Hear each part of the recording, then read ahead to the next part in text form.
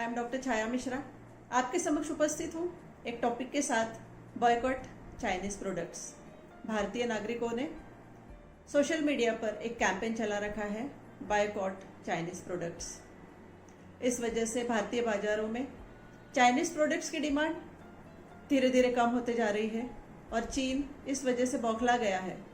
उसने अपनी सेना को ओपनली कहा है कि वो युद्ध के लिए तैयार रहे। भारतीय सीमा पर चीनी सैनिकों की हलचल बढ़ गई है। चीन और भारत के बीच मतभेद कोई नया नहीं है। भारत चीन सीमा विवाद से हम सभी वाकिफ हैं। चीन पाकिस्तान को समर्थन करता है।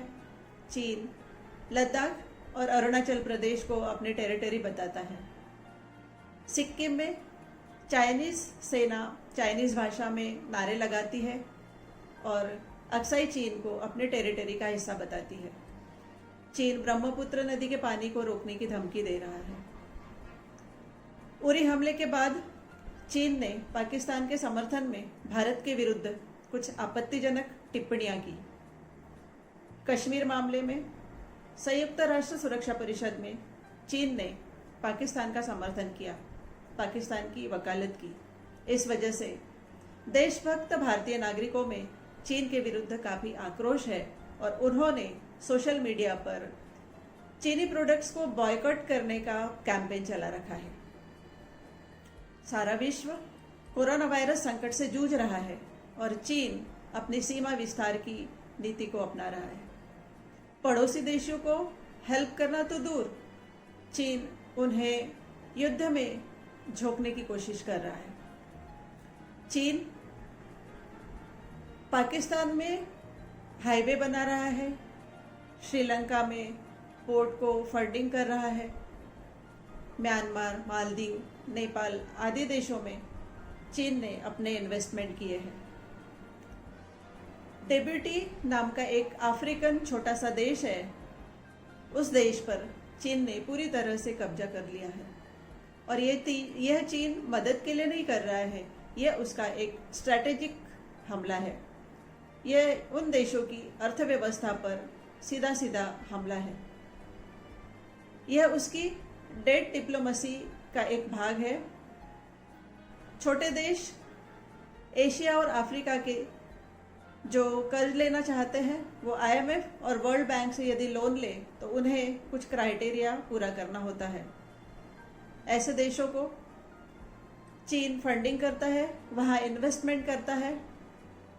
धीरे धीरे समय बीतने पर जब कर्ज की रकम काफ़ी बढ़ जाती है तब चीन उन देशों के उन बड़े प्रोजेक्ट्स को अंडरटेक कर लेता है। उन देशों में धीरे धीरे चाइना की जनसंख्या बढ़ने लगती है।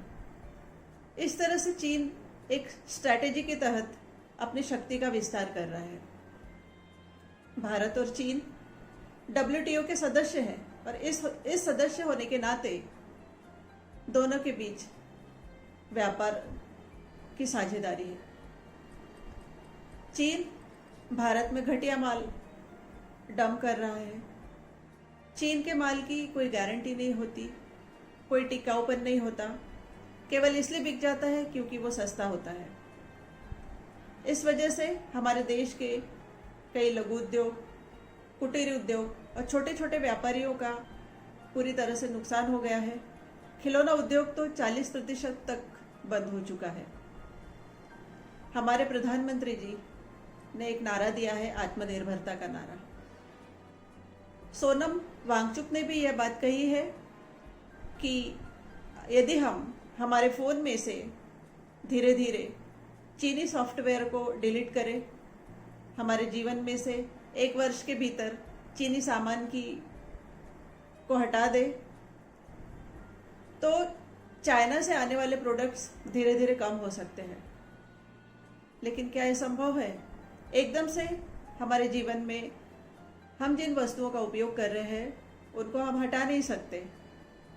चाइना से इलेक्ट्रॉनिक्स चीज़ें, सेल फोन्स, AC की मशीन्स, खिलौने, मिट्टी के सामान, काफ़ी चीज़ें इंपोर्ट होती है।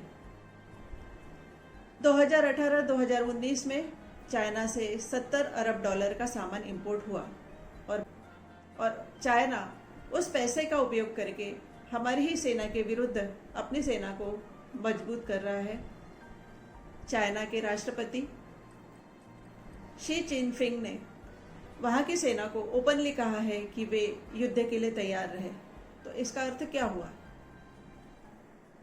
हम एकदम से तो चाइनीज प्रोडक्ट्स को बैन नहीं कर सकते, इसलिए जब भी हम नई वस्तु खरीदें तब हम उन वस्तुओं की तुलना चाइनीज प्रोडक्ट से जरूर करें और खरीदते समय भारतीय वस्तु को चूज करने का हम ध्यान रखें।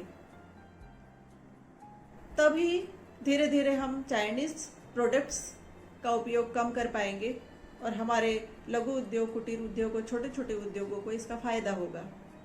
हम अपने प्रधानमंत्री नरेंद्र जी मोदी का आत्मनिर्भरता का नारा बुलंद कर सकते हैं। तो यह सोचने की बात है। फिर मिलेंगे एक नए टॉपिक के साथ। यदि आपने मेरे चैनल को लाइक, सब्सक्राइब या शेयर नहीं किया हो तो ज़रूर करिएगा। नमस्कार।